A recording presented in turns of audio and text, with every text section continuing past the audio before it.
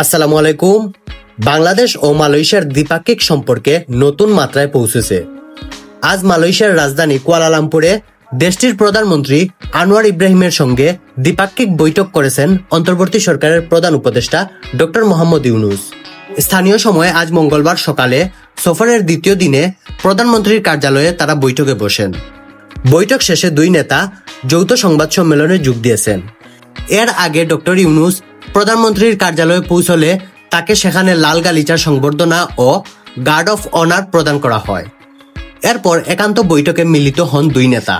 বৈঠক শেষে দুই দেশের মধ্যে একটি সমঝোতা স্মারক সই হয়। মালয়েশিয়ার প্রধানমন্ত্রী আনোয়ার ইব্রাহিম ও বাংলাদেশের প্রধান উপদেষ্টা ডক্টর মোহাম্মদ ইউনুসের মধ্যে আনুষ্ঠানিক বৈঠকে শ্রমবাজার, বিনিয়োগ এবং অর্থনৈতিক সহযোগিতা নিয়ে গুরুত্বপূর্ণ আলোচনা হয়। বৈঠকের আলোচনার মূল কেন্দ্রবিন্দু ছিল শ্রমবাজার, যা সবচেয়ে বেশি গুরুত্ব পেয়েছিল। এই বৈঠকে প্রধান উপদেষ্টা ডক্টর ইউনুস মালয়েশিয়াকে আহ্বান জানিয়েছেন যাতে বাংলাদেশি শ্রমিকদের জন্য দরজা খোলা থাকে এবং ভবিষ্যতে আরো বড় আকারের সুযোগ দেওয়া হয়। এমনকি তিনি আরো বলেন, মালয়েশিয়ায় বসবাসরত বাংলাদেশি প্রবাসী অবৈধদের বৈধতার একটি সুযোগ দেওয়ার জন্য।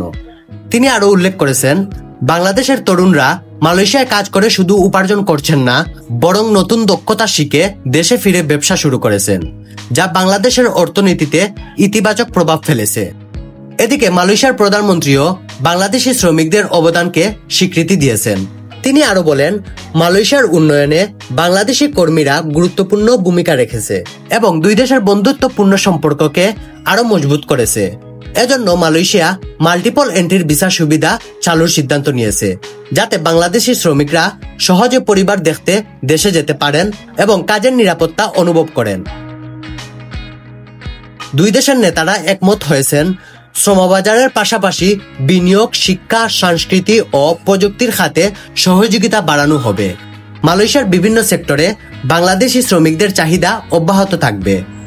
প্রধান উপদেষ্টা ইউনুস মালয়েশিয়ার উদ্যোক্তাদের বাংলাদেশে বিনিয়োগের আমন্ত্রণ জানিয়েছেন। সেখানে মানব সম্পদ ও প্রযুক্তি উভয় ক্ষেত্রে সম্ভাবনা রয়েছে। তিনি আশা প্রকাশ করেছেন, এই সহযোগিতা দুই দেশের অর্থনীতিকে আরো শক্তিশালী ও টেকসই করে তুলবে। দুই পক্ষের এই আলোচনা স্পষ্ট করে দিয়েছে যে মালয়েশিয়ার শ্রমবাজারে বাংলাদেশিদের অবস্থান কেবল গুরুত্বপূর্ণ নয়, বরং আগামী দিনে এই সম্পর্ক আরো বিস্তৃত হবে, আর এটি বাংলাদেশের লাখো পরিবারের কর্মসংস্থান ও আর্থিক স্থিতিশীলতা আনবে। এখন পর্যন্ত আলোচনার মূল বিষয়গুলো সরাসরি গণমাধ্যমে উপস্থাপন করা হয়েছে, তবে কোন চুক্তি কার্যকর হবে বা কলিং ভিসা কবে চালু হবে তা আরো 1-2 দিনের মধ্যে স্পষ্ট হবে। আমরা আশাবাদী খুব অল্প সময়ের মধ্যেই এই বিষয়ে ইতিবাচক সিদ্ধান্ত আসবে। মালয়েশিয়ার সর্বশেষ আপডেট পেতে ভিডিওটি লাইক দিন, শেয়ার করুন এবং চ্যানেলটি সাবস্ক্রাইব করুন।